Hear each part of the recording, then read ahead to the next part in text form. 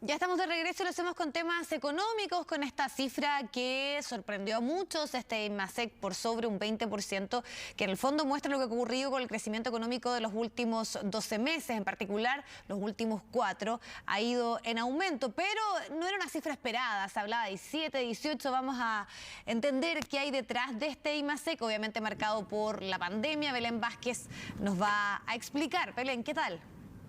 Hola Vivi, ¿qué tal? Sí, es una cifra bien importante, una cifra histórica por muchas razones. Primero, porque es la más alta desde que se tienen registros de IMASEC. Segundo, porque era mucho más alta de lo que esperaba el mercado, que estaba en torno a un 18%. Y también porque, como todas las cifras que se han visto en el último tiempo, depende mucho de la base de comparación que hay. Este 20,1 responde, como te digo, a la baja base de comparación. En julio del año pasado estábamos en plena pandemia con muchas restricciones de movilidad y por lo tanto la actividad económica estaba bastante deprimida. Y además el Banco Central informó que el otro pilar que sostiene este IMASEC tiene que ver con que los hogares y las empresas se han ido adaptando a esta emergencia sanitaria. Ahora bien, el 20,1, como yo te mencionaba, es comparándolo al año pasado, pero si nos vamos a la comparación con el mes anterior, la economía creció 2,1, que tampoco era una cifra que se esperaba y era una cifra que fue finalmente bien valorada por los economistas. Esa es la cifra que se conoce como desestacionalizada, bien digo.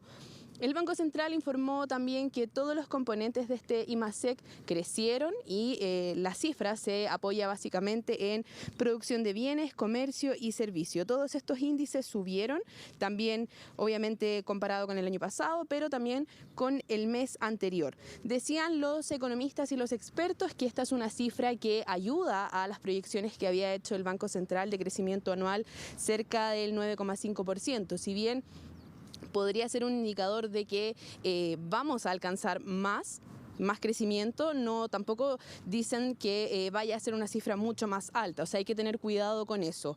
Estuvimos conversando durante la mañana también con las personas, ¿cierto? Con los consumidores, con quienes sostienen la economía, para preguntarles en el fondo si ellos veían reflejado este crecimiento en sus finanzas, en su día a día. Así que los invito a que revisemos las palabras del economista y también de las personas con las que conversamos.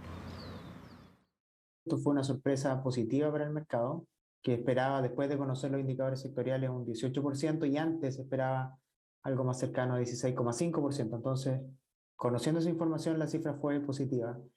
Pero segundo, también hay una aceleración de la actividad económica de 2,1% respecto del mes anterior, que revela que a pesar de que junio fue un mes de alta restricción a la movilidad, que la economía, a pesar de eso, está recuperándose paulatinamente de los bajos niveles de actividad que tuvo en los meses previos. Yo creo que no se refleja porque en realidad la gente está comprando con la plata que sacó del 10%, y si fuera un crecimiento real del país se vería con, no sé, con que ganáramos más lucas o que hubiera mejorado el empleo, y no es así. Para nada. ¿En qué lo nota? En los precios, porque uno, por ejemplo, la semana pasada estaban en un precio, ahora ya están, ya subieron el doble. Pero cada vez se ven las cosas más caras, con mayor precio, y los sueldos son los mismos. Uno de los puntos que mencionaban las personas es que la gente se está gastando efectivamente el 10% y también las ayudas estatales. Estos dos factores han influido en que se potencie el sector de servicios y el consumo. Por lo tanto, ese es un desafío que tiene ahora la economía chilena, ver cómo va a seguir creciendo cuando la liquidez que entregaron estos dos factores se acabe. El primer retiro ya venció, el segundo vence en diciembre y al tercero le quedan poco más de 6 meses. Por lo tanto, el desafío, dicen los expertos, es que esta economía pueda sostenerse en el tiempo, pero eso depende de la recuperación de empleos. Todavía queda 1 millón de empleos por recuperar y si bien la cifra que revisamos hace un par de días registró una baja, esto no necesariamente es porque se hayan creado más empleos, sino porque ha habido una disminución, bien digo, en la fuerza laboral. Aún así, esta cifra fue muy destacada en el gobierno, tanto el Ministerio de Hacienda como incluso el presidente de la República se refirieron a este tema. Revisemos qué fue lo que dijeron. Más crecimiento significa más y mejores empleos para los chilenos más y mejores oportunidades para las pymes, para los emprendedores. ¿De quién es el mérito de este crecimiento? De los trabajadores, de las pymes, de los emprendedores, de todos los chilenos. Y a esta noticia se suman otras dos buenas noticias. Llevamos casi 6 semanas de una mejoría significativa y permanente en la lucha contra el coronavirus. Y hoy empezamos a pagar en forma presencial el ingreso familiar de emergencia. Es verdad que el año pasado, en este mismo mes, fue un mes muy malo para la economía, donde la economía casi cayó 13%.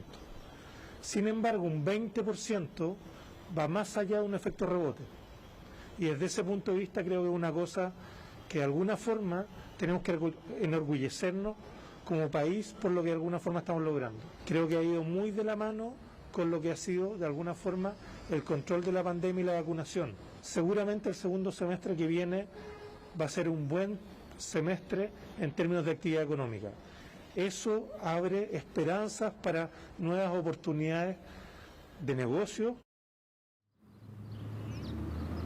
Bien, para julio, para el próximo IMASEC, las proyecciones de crecimiento también van a estar en torno a los 2 dígitos. Se proyecta puede que ser entre un 15 y un 20%, principalmente porque julio es el mes donde ya se levantaron las restricciones de movilidad, principalmente en la región metropolitana. Como yo te decía, Vivi, son buenas cifras, aunque hay que mirarlas con cautela porque el próximo año podrían descender, la base de comparación no va a ser la misma. Aún así, 20,1% en la comparación anual sigue siendo un súper indicador. Claro, y en el fondo es una comparación con el momento más difícil que enfrentábamos el año pasado de la pandemia para tenerlo a considerar, pero lo que tú dices, ojalá estas cifras se estabilicen y muestren que son permanentes. Muchísimas gracias, que estés muy bien, Belén. Buenas tardes.